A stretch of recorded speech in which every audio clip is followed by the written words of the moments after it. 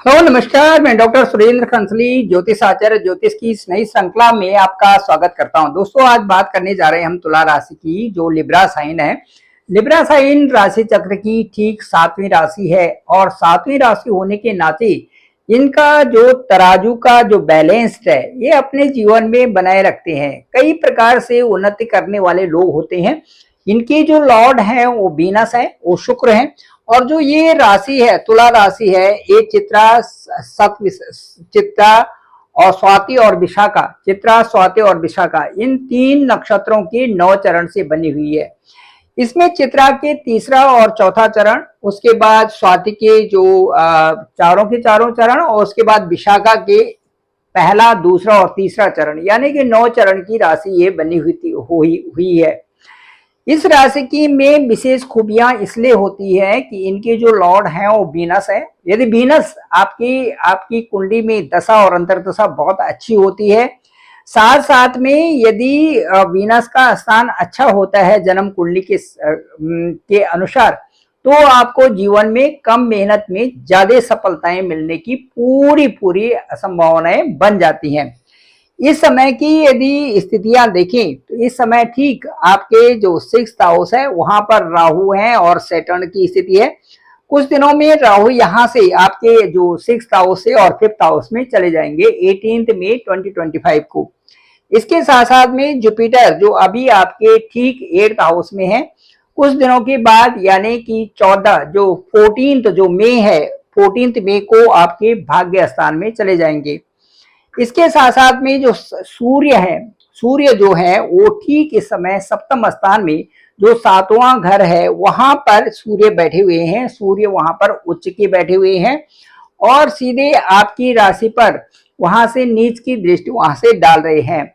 हालांकि ये दृष्टि किसी हद तक, सूर्य की जो ये दृष्टि है, आपके लिए अच्छी ही रहने वाली है।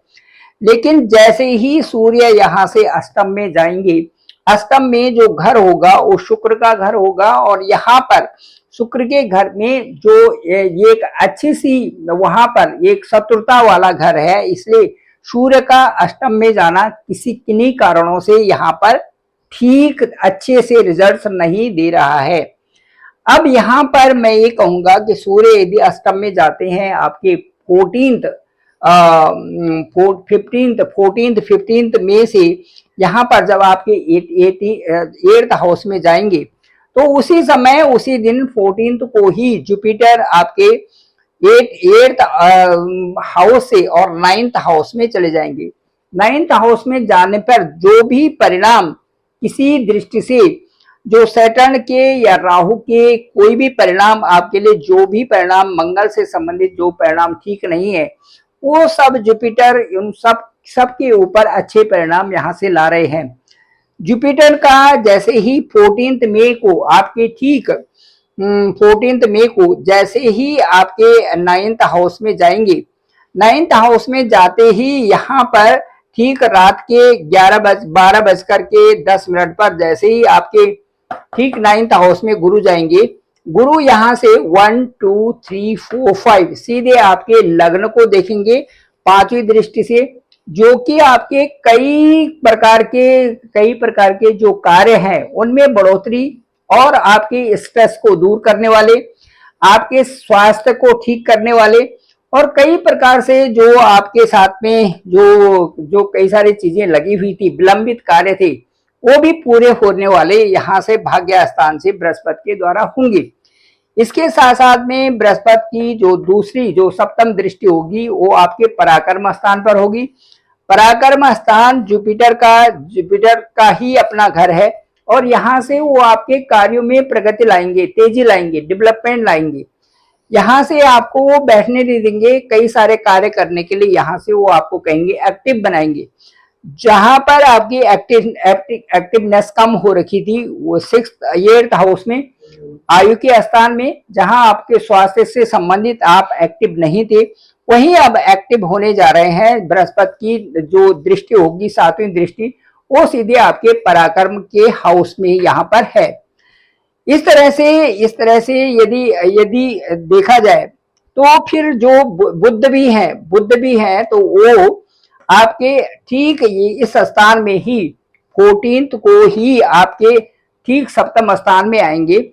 तो 14th को बुध यहाँ पर आएंगे, ये यहाँ से आपके लिब्रा साइन को दृष्टि करेंगे। ये आपके लिए बहुत अच्छा संकेत ये भी होने जा रहा है। इसके साथ साथ में मंगल जो कि मार्स जो कि नीच के हैं और आपके ठीक इस समय आपके 10वें हाउस में है। हालांकि 10वें हाउस में मार्स और जो सूर्य होते हैं ये दोनों पॉजिटिव वहां पर रिजल्ट्स देते हैं, क्योंकि ये जो डायरेक्शन है ये साउथ की डायरेक्शन है। यहाँ पर मार्स और सूर्य के जो रिजल्ट्स जो परिणाम होते हैं वो काफी अच्छे होते हैं। लेकिन इसके साथ साथ में कहीं जो मार्स की जो यहाँ से जो दृष्टि होगी 1 2 3 4, एक तो आपके लग्न पे 5 6 7 8 और एक संतान भाव पर यहाँ पर दृष्टि होगी। ये जो संतान हाउस पर दृष्टि है ये कहीं ना कहीं कुछ कष्ट देने वाली यहाँ पर बनती है। साथ साथ में राहु है, जुपिटर है, शनि है, मंगल है, ये पेट से संबंधित जो लोअर एब्डोमेन है उससे संबंधित, या फिर जो यहाँ पर वीनस है और वीनस का ये घर है तो शुगर से संबंधित, या फिर जो ट्यूबरकुलोसिस से संबंधित, इस तरह की ये कुछ माइनर इश्यूज यहाँ पर होने की संभावनाएं बनती हैं। लेकिन जो प्रभाव जो जुपिटर का प्रभाव है ये यहाँ पर 9th दृष्टि जो आपके इस हाउस पे डालते हैं, इससे ये प्रभाव भी काफी कुछ कम हो रहे हैं। तो इसलिए यदि आपकी इस समय कुंडली को देखा जाए तो इस समय ऐसा लग रहा है कि जो ग्रहों का प्रभाव है वो कुल मिलाकर के एक तरक्की करने वाला है, आर्थिक स्थिति मजबूत कर रहे हैं। साथ साथ में आपके रोजगार और बचत के लिए भी इस समय जो ग्रहों का जो गोचर है, विशेष करके जो बृहस्पति का गोचर है, ये बहुत ही खूबसूरत गोचर इस समय बना हुआ है। अब ये कह सकते हैं कि जो पराक्रम में दृष्टि यहाँ पर गुरु की है, इससे बहुत अच्छे परिणाम आपको मिल रहे हैं। तुला पर भी, तुला राशि पर भी यहाँ पर दृष्टि है, 9वें भाव पर दृष्टि है और पराक्रम हाउस पर दृष्टि है। इससे आपका जो लेजीनेस है वो कम हो रहा है और आप उन कार्यों की तरफ बढ़ रहे हैं जिससे कि आपका एक तो स्वास्थ्य ठीक होगा, दूसरे आपके जो कार्य हैं, जो लंबित कार्य हैं, उनको भी आप पूरा कर रहे हैं।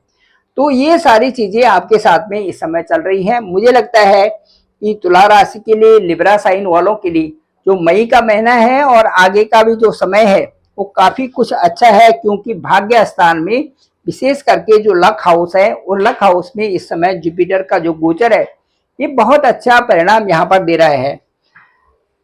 आपने जो मंगल जो मार्स है वो ठीक ये आपके जो इनकम हाउस है, इनकम हाउस में ये आएंगे यहाँ पर 6 जून 2025 को, और यहाँ पर इस स्थान में इनकम हाउस में रहेंगे 6 जून से और ठीक ये 28 जुलाई 2025 तक रहेंगी, इस स्थान में रहेंगी। यहाँ पर मंगल और केतु रहेंगे।